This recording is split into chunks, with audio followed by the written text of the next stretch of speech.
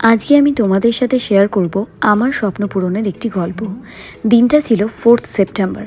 আমি একটা শ্যুটে ছিলাম। সেদিনের শ্যুটের বিষয় ছিল গণেশ পুজো, তাই আমার উপর একটা মারাঠি লুক ক্রিয়েট করা হয়েছিল আর গণেশকে নিয়ে ছবি ভিডিও করা হয়েছিল। মেকআপ করেছিল সুস্মিতা সাহা আর ক্যামেরায় ছিল কৃষ্ণ দত্তদা।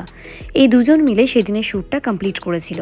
দুপুর 12টা থেকে সন্ধ্যে 7:30 বেজে গেছিল শ্যুটটা কমপ্লিট হতে। তখন আমার মনটা খুব খারাপ ছিল, যেহেতু তখন আমার বাবা বেঁচে ছিলেন আর বাবার শরীরটা খুব খারাপ ছিল। যাই হোক, রাতে এসে আমি বাড়িতে ঘুমিয়ে যাই। পরের দিন সকালে কৃষ্ণ দত্তদার ফোনে আমার ঘুম ভাঙে। ঘুম ভাঙতেই কৃষ্ণদা বলে, হোয়াটসঅ্যাপটা খুলে দেখো। হোয়াটসঅ্যাপ খুলতেই দেখি আমার ছবি বর্তমান পেপারে।